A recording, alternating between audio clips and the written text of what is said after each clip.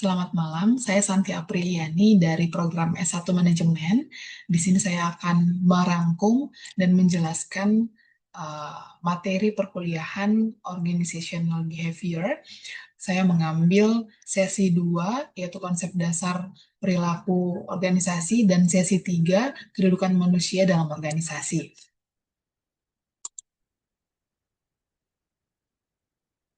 Pada sesi kedua, konsep dasarnya ada pengertian organisasi, pengertian perilaku organisasi, tujuan perilaku organisasi, karakteristik meliputi perilaku, struktur, proses, lalu yang terakhir ada faktor individu, meliputi biografis, kemampuan, kepribadian, pembelajaran. Lalu sesi yang ketiga, kedudukan manusia. Yang pertama ada hakikat manusia dalam organisasi, pembentukan dan desain organisasi, alasan sosial dan material, perubahan dan pengembangan organisasi, resistensi dan tahapan perubahan. Apa itu organisasi? Berbagai ahli menekankan unsur kerjasama, tujuan, dan sistem sosial. Di sini ada beberapa definisi organisasi menurut para ahli. Lalu perilaku organisasi. Fokusnya adalah memahami perilaku manusia agar efektivitas organisasi dapat ditingkatkan. Di sini juga ada beberapa definisi perilaku organisasi menurut para ahli. Lalu tujuan perilaku organisasi. 3 tujuan inti menurut Nimran dalam Ardana pada tahun 2008, yaitu ada 3 perilaku organisasi. Memahami perilaku yang terjadi dalam organisasi, yang kedua meramalkan atau memprediksi kejadian atau perilaku yang mungkin terjadi, yang ketiga mengendalikan, mengarahkan perilaku untuk mendukung efektivitas organisasi. Prediksi, eksplanasi, pengendalian, ketiganya saling berkaitan dan mendukung tindakan lanjutan menuju efektivitas organisasi. Lalu karakteristik perilaku organisasi. 3 fokus utama perilaku, struktur, dan proses. Yang perilaku, fokus pada perilaku individu dalam organisasi. Contoh faktor individu, karakteristik biografis, kemampuan, kepribadian, pembelajaran. Yang kedua, yaitu struktur, mempelajari hubungan yang relatif tetap dalam organisasi, termasuk bagaimana pekerjaan dirancang dan diatur. Yang ketiga, ada proses, mempelajari interaksi antar anggota seperti komunikasi, kepemimpinan, pengambilan keputusan, dan kekuasaan.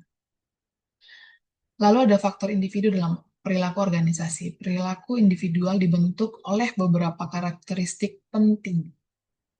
Karakteristik biografis, ada usia, jenis kelamin, status perkawinan, masa kerja, lalu ada kemampuan, di sini ada kapasitas mental dan fisik, dipengaruhi nature dan nurture. Lalu ada kepribadian, kombinasi sifat psikologis yang digunakan untuk mengklasifikasikan individu. Yang terakhir ada pembelajaran, proses yang turut membentuk perilaku individu dalam organisasi. Pada sisi yang ketiga, hakikat manusia dalam organisasi. Manusia merupakan kesatuan fisik atau jasmani dan jiwa atau rohani yang kompleks dan unik. Hakikat manusia menurut Nawawi, individu memiliki jati diri khas, sosial membutuhkan hubungan dengan orang lain, moralitas memiliki dimensi nilai atau moral. Perspektif Siagian, dalam perspektif kepemimpinan, makhluk politik manusia sebagai makhluk politik memiliki kepentingan dan keinginan dikuasa. Manusia sebagai makhluk ekonomi memiliki kebutuhan kebendaan, lalu manusia sebagai makhluk sosial membutuhkan kelompok dan eksistensi bersama. Pembentukan dan desain organisasi. Kelompok terbentuk melalui aktivitas, interaksi, dan sentimen. Organisasi juga memenuhi kebutuhan sosial dan material.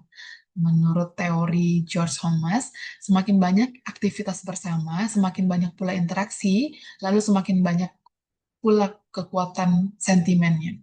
Sebaliknya, interaksi dan sentimen juga dapat memperluas aktivitas yang dilakukan bersama. Menurut Etzioni, organisasi memiliki pembagian kerja, kekuasaan, tanggung jawab, komunikasi, pusat kekuasaan dan pengendalian, serta mekanisme penggantian atau pengalihan tenaga. Lalu mengapa berorganisasi? Secara sosial, organisasi memenuhi kebutuhan hubungan dengan orang lain. Lalu secara material, memperbesar kemampuan menghemat waktu dan mengakumulasi pengetahuan. Perubahan organisasi. Perubahan diarahkan untuk meningkatkan efektivitas, kesejahteraan, orientasi masa depan, dan kedekatan dengan pelanggan atau pengguna jasa. Di sini ada eh, 3 perubahan organisasi, yaitu unfreezing, change, refreezing. Ada di unfreezing, melepaskan ide-ide lama menuju ide-ide baru, change, menerapkan ide baru yang menjanjikan atau logis, lalu refreezing, mengintegrasikan ide baru ke praktik nyata. Sumber pendorong perubahan yaitu lingkungan, sasaran dan nilai, teknik, struktur, manajerial, dan konsultan. Yang terakhir ada resistensi dan pengembangan organisasi. Perubahan tidak selalu berjalan mulus. Organisasi perlu mengelola penolakan dan membangun kesiapan. Mengapa perubahan ditentang?